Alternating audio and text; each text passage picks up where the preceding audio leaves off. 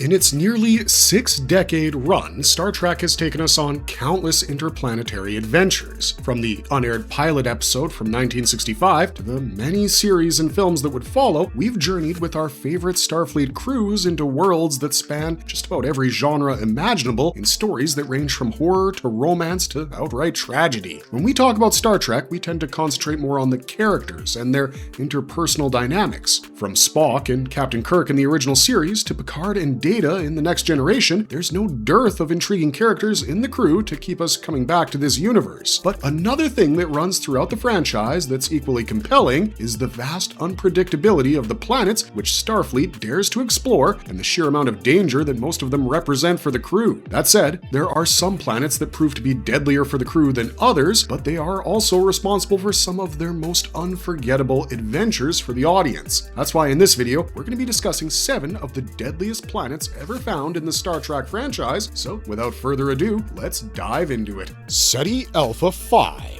Ceti Alpha V made its first appearance in the Star Trek Original Series episode Space Seed, and it also later featured prominently in Star Trek II The Wrath of Khan. The 5th planet of the Ceti Alpha planetary system, it's classified as a mostly inhabitable Minshara or M-class planet. Following a failed space-jacking attempt, notorious augment Khan Noonien Singh, his fellow crew members of the SS Botany Bay, and his lover, Marla McGivers, were isolated by Captain James T. Kirk on this planet. But their presence alone isn't what makes it dangerous. Within 6 months of their arrival, a massive orbital shift triggered by the explosion of the neighboring Ceti Alpha VI transformed the planet into a barren desert of high-velocity winds, sand, and Krylon gas, creating conditions barely livable for humans. The only life form to survive the shift were the Ceti eels, which were highly dangerous desert animals capable of causing extreme pain and other lethal damage to creatures much, much larger than them. The eels caused major damage to 20 of Khan's crew members, including his wife. During their period of isolation on the planet, the hostile living conditions, along with the presence of deadly life forms and augments,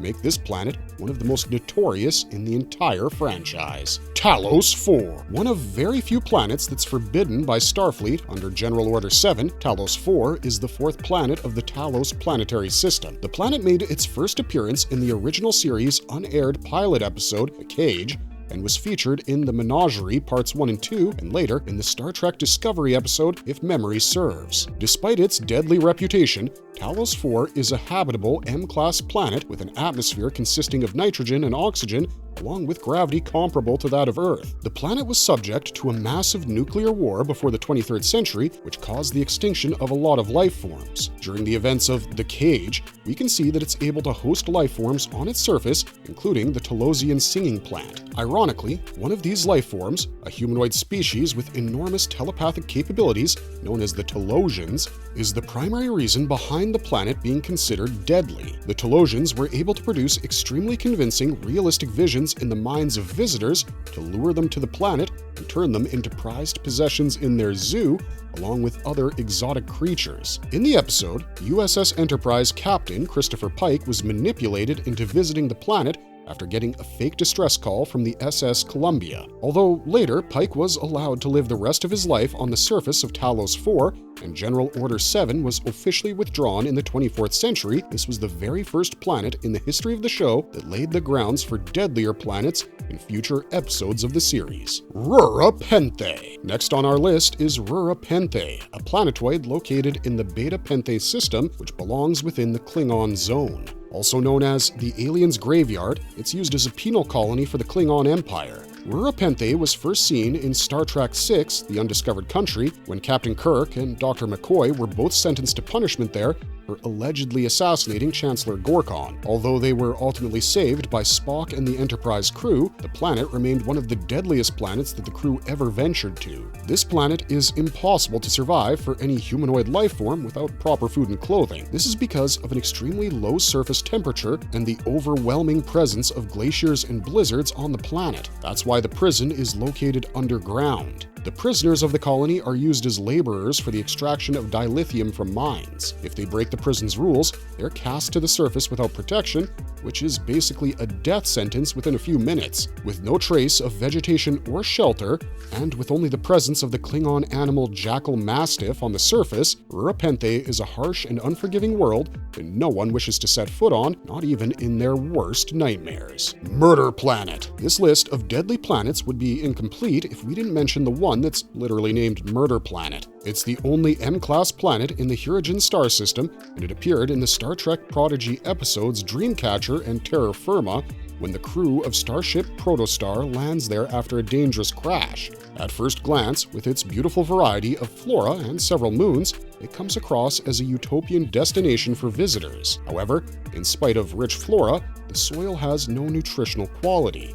That's because the planet is actually a sentient life form that emits spores to create manipulative visions through vine-shaped psyllium. The visions successfully lure visitors to ground level, and then the planet consumes them for nutrients. Further, the planet can also change its geographical position to disorient victims and create acid rain to digest them, making it the stuff of literal nightmares. The Demon Planet. The Demon class of planets, or Class Y planets, are considered inhospitable for human inhabitation. Toxic environments, extreme hot temperatures ranging above 500 Kelvin, frequent thermonic radiation discharges, and sulfuric deserts make these worlds that Starfleet vessels routinely avoid. However, in the Star Trek Voyager episode Demon, the crew of the USS Voyager had no choice. Running out of deuterium, they detected fuel on the surface of a demon planet and had no choice but to land. Following this, crew members Tom Paris and Harry Kim get their hands on deuterium, but soon they encounter something that they didn't anticipate. They realized the fuel consisted of a biometric fluid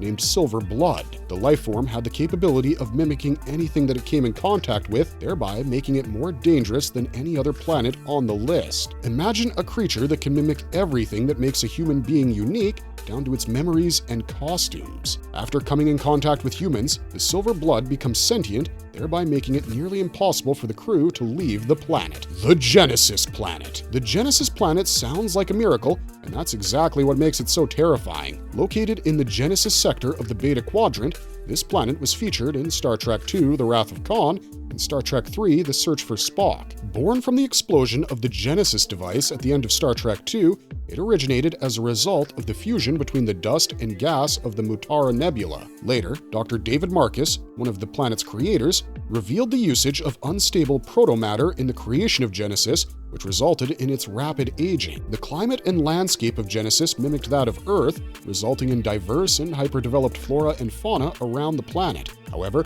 the unstable protomatter caused erratic climate change on the planet, which ultimately led to the destruction of the entire ecosystem. Although in Star Trek III, Spock was saved by the planet, it ultimately dissolved into molten lava due to its geologic instability. In spite of its destruction, the idea of a planet which grows rapidly is a deadly thought in itself, which was doomed from the time of its creation. Gamma Trianguli VI. Our final entry is Gamma Trianguli VI, appearing in the original series episode The Apple. It's a Class M planet with a tropical climate located in the Gamma Trianguli sector of the Alpha Quadrant. Its native inhabitants, the Valians, are a primitive humanoid species who lived for over 10,000 years under the control of Val, a self-aware supercomputer worshipped by the Valians as a god. That dominance ended when Captain Kirk intervened and destroyed Val, freeing the residents from his oppressive control. But under Val's reign, Gamma Trianguli VI was extremely dangerous. The planet was home to explosive mineral formations and artificial lighting, making it a threat to the outsiders. The Valians themselves were controlled by Val, who changed their biological composition